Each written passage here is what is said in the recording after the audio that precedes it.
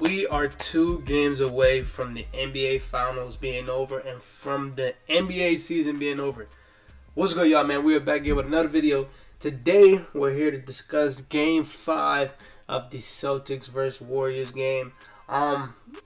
It was actually really fun. To me, this was my favorite game because, yes, it wasn't the Steph Curry game that we got before, and yes, he was going crazy, and I was enjoying those games too. But it was fun seeing Wiggins getting active. It was fun seeing Clay getting active. It was fun seeing Jordan Poole, Draymond Green. That's one of my favorite players. He had one of his best games.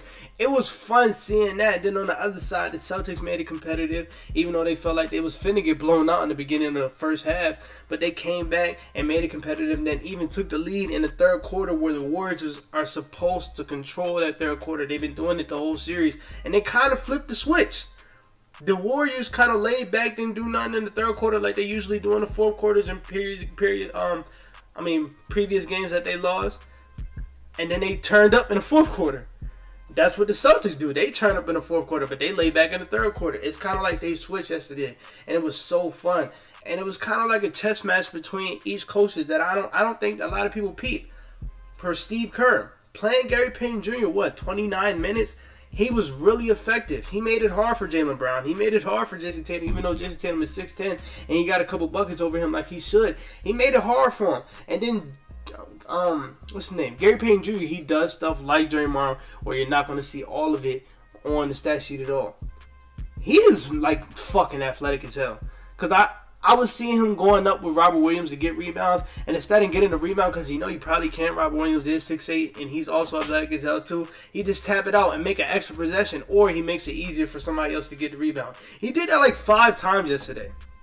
And then he made it really hard for Jaylen Brown to get anything in that third quarter.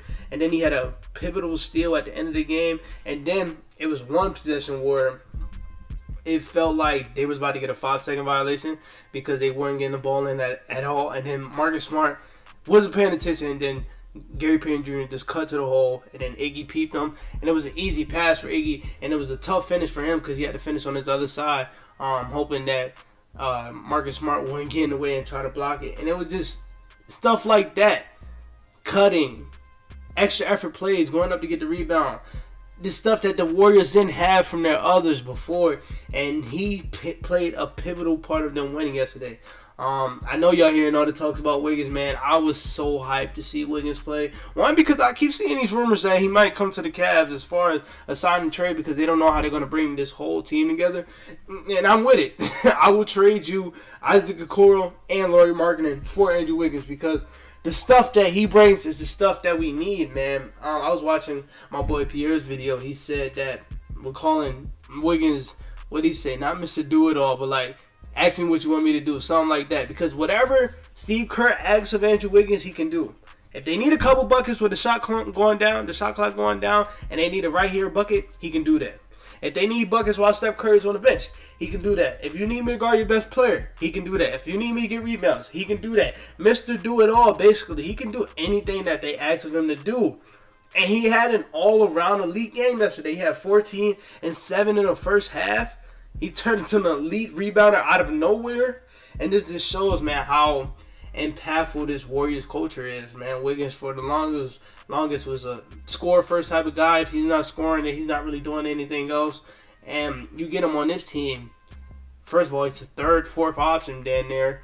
But now he's an elite defender, elite rebounder. Like, that's just something I didn't think they were going to get out of that Wiggins deal. So shout out to him for changing his game. But he, all around, was pretty dominant yesterday. Steph Curry was bound to have a bad game. And even that is just a bad shooting game for him. It wasn't like they played any better defense. The defense was more physical, and they did trap him a lot. And this is what happens when you have a team that has others. And what I mean by that, they face the Bucks. The Celtics face the Bucks. So, yeah, we're going to let Giannis do his thing. But let's see what Bobby Portis and Jrue Holiday can do. Not saying that they can't do nothing, but they had to fill the gap with Chris Middleton.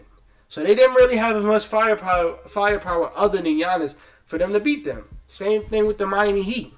Jimmy Butler, go get your 40, but your other guys, your shooters, Bam Adebayo, you guys will do nothing. This is why the Celtics was guarding Steph Curry the way they were guarding him the whole series.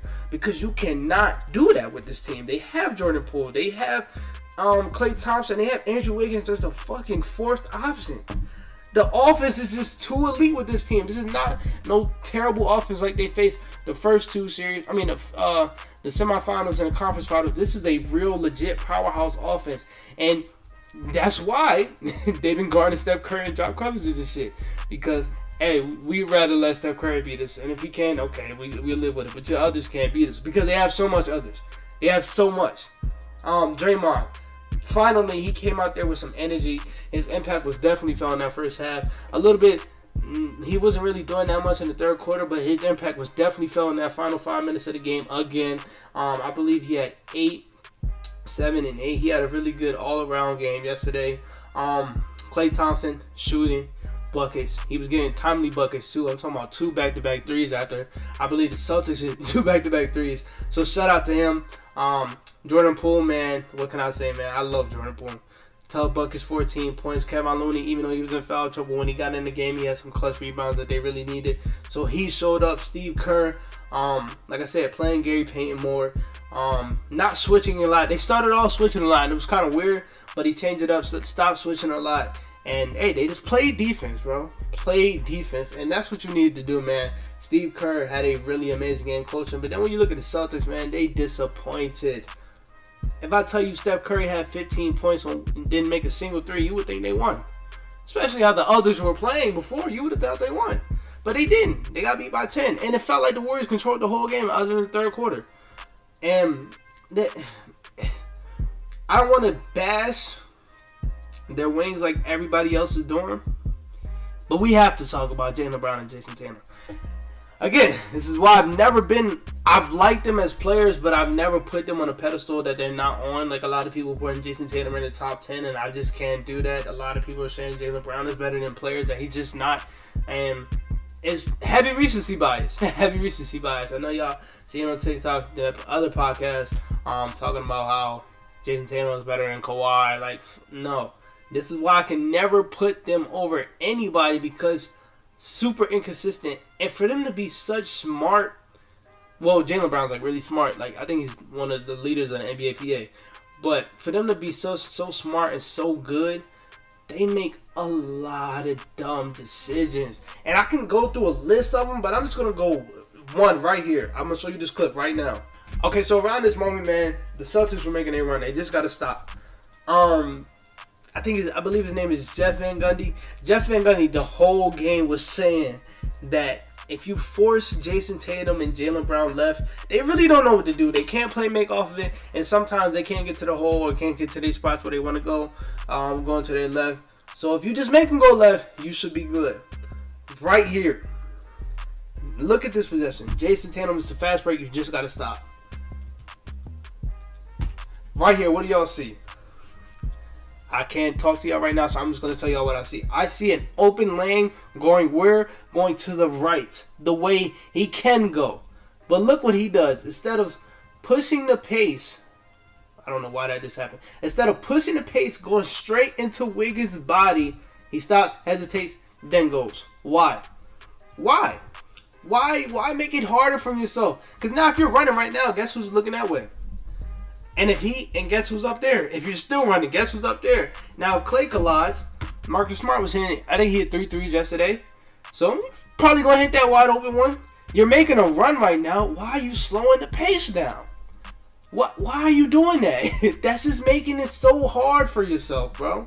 You slow the pace down. Draymond's a lot to come over. Now you're in a double team. Now you travel. It's just, I hope. Yes, I hope. I'm not an NBA player, so it might look harder, but basketball is so simple, and I feel like Jaylen Brown and Jason Tatum just make it so hard for themselves by just doing bonehead stuff like this. Like, this not going to show up on the stat sheet, but like, bro, this is so obvious. You got an open lane to your right. Go right, full speed into his shoulder. Stop being soft. You're 6'10". JJ Redick had a video on his podcast titled Jason Tatum, remember that you're 6'10". He's 6'10". Go into his body and lay the ball up. Now, I couldn't find Jaylen Brown's highlights, but Jaylen Brown probably had like 2 plays when he fumbled. What I mean by fumbled, well, yes, he dropped the ball, lost the ball. And a couple plays where he just fell. And then a couple plays where he does the Derrick Rose assist or the Derrick Rose pass. If you don't know what that is when you try to make a pass while you're in the air. Because you're about to go up for a shot, but you see that the shot is heavily contested, and you try to make a pass. He did that a bunch of times and had a hella turnover yesterday. He overthinks a lot of it, and that gets him in trouble. Marcus Smart. Jordan Poole got him at his own game. Jordan Poole got under his skin. And I like Marcus Smart. Like, I like Marcus Smart. But I'm starting to get tired of him. I'm tired of seeing him on the fucking floor. I'm tired of seeing him flopping. I'm tired of seeing him flailing his arms. I'm just tired of seeing it. Like, it's getting to the point where, like, bro, are you really sticking defense? Yes, Marcus Smart got active hands and stuff, and he can guard a couple bigs. But, like, this flopping and shit, like, I'm watching Gary Payton. Yes, he flopped one time yesterday. One time. But I'm watching Gary Payton, or I can watch Jrue Holiday. They play elite defense without fucking falling on the floor every play. He falls on the floor every play, and it's so hard to watch. It gets me so annoyed. Al Horford, Grant Williams, y'all not having the same impact y'all had in other series because they don't have big men that can body you. They're going to shoot your fucking eyes on. They're going to iso y'all slow ass. Rob Will didn't have a good game yesterday. Looked a little hurt. Didn't have a good game. Ime, I like what you did telling Jaylen Brown to get aggressive, go attack the paint yesterday.